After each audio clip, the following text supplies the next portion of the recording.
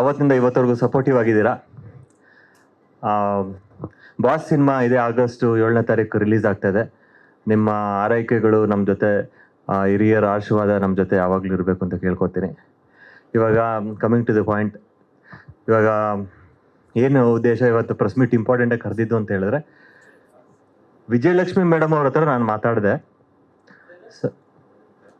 ಸ್ವಲ್ಪ ದಿನಗಳ ಹಿಂದೆ ನಾನು ವಿಜಯಲಕ್ಷ್ಮಿ ಮೇಡಮ್ ಅವ್ರ ಹತ್ರ ಮಾತಾಡಿದೆ, ಫೋನಲ್ಲಿ ಮಾತಾಡಿದೆ.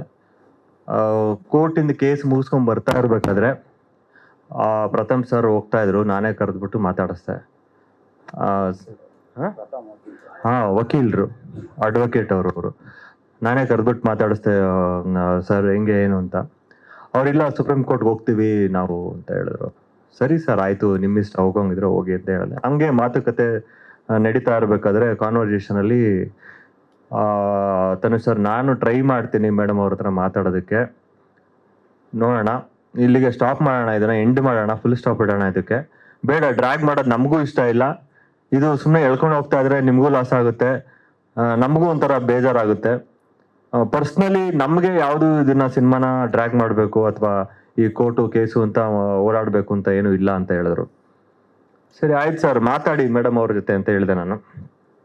ಸೊ ಅವತ್ತು ಸಾಯಂಕಾಲ ಮೇಡಮ್ ಅವ್ರ ಹತ್ರ ಮಾತಾಡಿದ್ದಾರೆ ಅವರು. ಮಾತಾಡ್ಬಿಟ್ಟು ಬೆಳಗ್ಗೆ ಸಿಗ್ತೀರಾ ಅಂತ ಕೇಳಿದ್ರು ನನಗೆ, ಅಂದರೆ ನೆಕ್ಸ್ಟ್ ಡೇ ಮಾರ್ನಿಂಗು ಬನ್ನಿ ಮೇಡಮ್ ಅವ್ರು ಮಾತಾಡಬೇಕು ಅಂತ ಏನೋ ಹೇಳಿದ್ರು. ಸರಿ ಆಯಿತು, ನಾನು ಒಂದು 10:30ಗೆ ಅವ್ರ ಆಫೀಸ್ಗೆ ಹೋದಾಗ ಅವ್ರು ಹೇಳಿದ್ರು ನನಗೆ ಕ್ಲಿಯರ್ ಆಗಿ, ಮೇಡಮ್ ಓಕೆ ಅಂತ ಹೇಳಿದ್ದಾರೆ.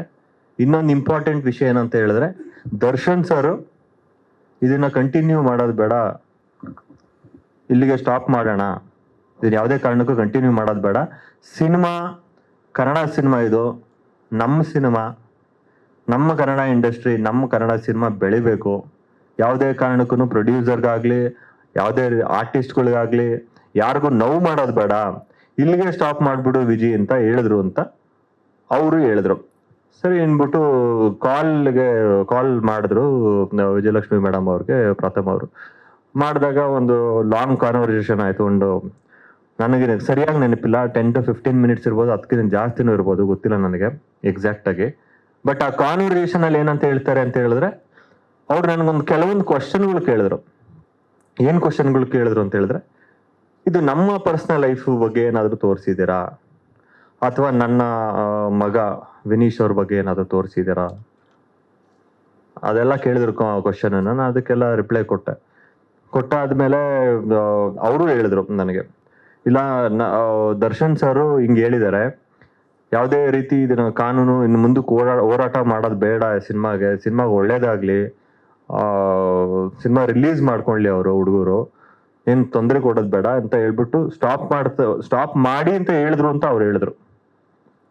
ಸೊ ಇಷ್ಟು ಕಾನ್ವರ್ಸೇಷನ್ ಆಯಿತು ವಿಜಯಲಕ್ಷ್ಮಿ ಮೇಡಮ್ ಅವ್ರ ಜೊತೆ ಮತ್ತೆ ನನ್ನ ಮಧ್ಯೆ. ಆಮೇಲೆ ನನಗೆ ಮಾತು ಹಿಂಗೆ ಬರ್ತಾ ಇರ್ಬೇಕಾದ್ರೆ, ನೀವು ಯಾಕೆ ಸಿನಿಮಾ ತೋರಿಸ್ತಾ ಇಲ್ಲ, ನಮ್ಮಿಂದ ಯಾಕೆ ಹೈಡ್ ಮಾಡ್ತಾ ಇದ್ದೀರಾ ಅಂತ ಕೇಳಿದ್ರು. ಇಲ್ಲ ಮೇಡಮ್, ನಾನು ತೋರಿಸ್ತೀನಿ, ಸಿನಿಮಾ ತೋರ್ಸೋಕ್ಕೆ ರೆಡಿ ಆಗಿದ್ದೀನಿ, ನಾನು 2-3 ಡೇಸ್ ಟೈಮ್ ಕೊಡಿ ಅಂತ ಕೇಳಿದೆ ನಾನು. ಏನಕ್ಕೆ 2-3 ಡೇಸ್ ಟೈಮ್ ಅಂತ ಹೇಳಿದ್ರೆ, ನಾವು UFO ಕ್ಯೂಬ್ಗೆ ಅಪ್ಲೋಡ್ ಮಾಡಿಬಿಟ್ಟಿದ್ವಿ ಕಂಟೆಂಟ್. UFO ಕ್ಯೂಬ್ಗೆ ನಿಮ್ಗೆ ಎಲ್ಲರೂ ಗೊತ್ತಿರೋ ಹಂಗೆ, ನೀವು ಆಲ್ರೆಡಿ ಎಲ್ಲ ಸಿನಿಮಾ ರಿಲೇಟೆಡ್ ಆಗಿರೋರೆ. UFO ಕ್ಯೂಬ್ಗೆ ಅಪ್ಲೋಡ್ ಮಾಡೋ ಕಂಟೆಂಟ್ ಬಂದ್ಬಿಟ್ಟು ನಾವು ನಾರ್ಮಲ್ ಸ್ಕ್ರೀನ್ಗಳಲ್ಲೆಲ್ಲ ಪ್ಲೇ ಮಾಡೋದಕ್ಕಾಗಲ್ಲ, ಅದು ಹೈ ರೆಸಲ್ಯೂಷನ್ ಕಂಟೆಂಟ್ ಆಗಿರುತ್ತೆ. ಸೊ ಆ ಕಂಟೆಂಟನ್ನ ನಾವು ಕನ್ವರ್ಟ್ ಮಾಡಬೇಕಾಗಿತ್ತು 2Kಗೆ ಅಥವಾ HD-ಗೆ. ಆ ಕನ್ವರ್ಟ್ ಮಾಡೋದಕ್ಕೆ ಒಂದು 2 ಡೇಸ್ ಟೈಮ್ ಬೇಕು, ಒಂದು ಕಂಟೆಂಟ್ನ ಟೈಮ್ ಕನ್ವರ್ಟ್ ಮಾಡೋದಕ್ಕೆ. ಅಟ್ಲೀಸ್ಟ್ 1 ಡೇ ಆದರೂ ಬೇಕೇ ಬೇಕು, 24 hours ಬೇಕು. ಅದಾದ್ಮೇಲೆ ತೋರಿಸ್ತೀನಿ ಅಂತ ಹೇಳಿದ್ವಿ. ಅದಾದ್ಮೇಲೆ ತೋರಿಸ್ವಿ, ಪ್ರಥಮ್ ಸರ್ ಅವ್ರ ಅಡ್ವೊಕೇಟ್ಗೂ ತೋರಿಸಾದ್ಮೇಲೆ ಅವರು ಮೇಡಮ್ ಜೊತೆ ಏನು ಮಾತಾಡೋದು ಅಂತ ನನಗೆ ಗೊತ್ತಿಲ್ಲ. ಅವತ್ತು ರಾತ್ರಿ ನನಗೆ ಕಾಲ್ ಬಂತು, ಓಕೆ ನಮ್ಮ ಕಡೆಯಿಂದ ಫುಲ್ ಗ್ರೀನ್ ಸಿಗ್ನಲ್ ಇದೆ, ನಮಗೆ ಯಾವುದೇ ರೀತಿ ತೊಂದರೆ ಆಗುತ್ತಲ್ಲ ಸಿನಿಮಾದಲ್ಲಿ, ಏನೂ ತೋರಿಸಿಲ್ಲ ನಿಮಗೆ, ನೀವು ತೋರಿಸಿಲ್ಲ, ಒಳ್ಳೇದಾಗಲಿ ಸಿನಿಮಾಗೆ ಅನ್ನೋದೊಂದು ಕಾಲ್ ಬಂತು 9:30. ಅವತ್ತೇ ಸೇಮ್ ಡೇ ಸಿನಿಮಾ ನೋಡಾದ್ಮೇಲೆ ನನಗೆ ಕಾಲ್ ಬಂತು. Thank you very much sir, ಇದನ್ನ ಅಫಿಷಿಯಲ್ ಆಗಿ ಏನಾದರೂ ಕನ್ಫರ್ಮೇಷನ್ ಮಾಡಬೇಕಲ್ಲ ನೀವು ಅಂತ ಕೇಳಿದೆ ನಾನು.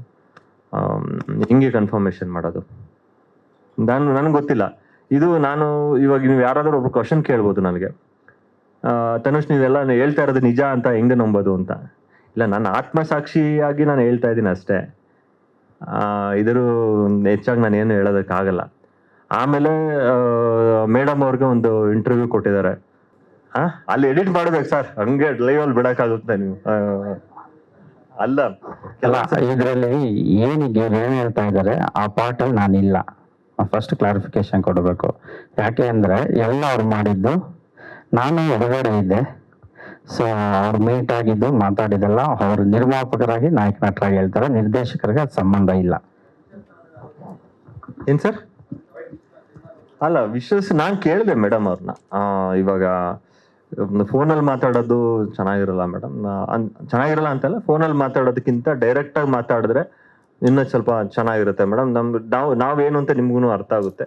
ಒಂದ್ಸತಿ ಆಪರ್ಚುನಿಟಿ ಕೊಡಿ, ನೀವು ಫ್ರೀ ಮಾಡ್ಕೊಂಡು ಯಾವಾಗಲಾದ್ರೂ ಟೈಮ್ ಹೇಳಿ, ಆ ಟೈಮಲ್ಲಿ ಬರ್ತೀವಿ. ಇವಾಗ ಬೇಡ ತನುಷ್, ಇವಾಗ ಇರೋ ಸಿಚುವೇಶನ್ ಅಲ್ಲಿ ಏನು ಬೇಡ.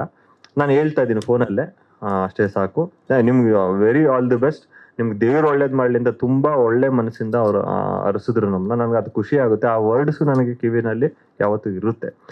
ಆಮೇಲೆ ನಾನು ಇದನ್ನ ನನ್ನ ಫ್ರೆಂಡ್ಸ್ ಜೊತೆ, ಅಂದ್ರೆ ನಮ್ಮ ಮಾಧ್ಯಮ ಮಿತ್ರಗಳ ಜೊತೆ ನಾನು ಅದನ್ನ ಶೇರ್ ಮಾಡ್ಕೊಂಡಾಗ, ಸರೋಜಾ ಮೇಡಮ್ ಅವರು ಕಾಲ್ ಮಾಡಿದ್ದಾರೆ.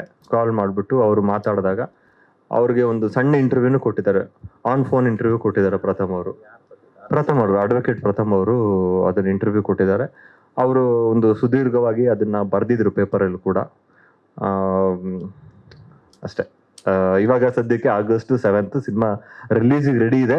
ಇವಾಗ ನೀವು ಇಲ್ಲಿವರೆಗೂ ಕೈ ಹಿಡಿದು ನಡೆಸ್ಕೊಂಡ್ ಬಂದಿರೋ ತರ ಇನ್ನು ಮುಂದಕ್ಕೆ ದೊಡ್ಡ,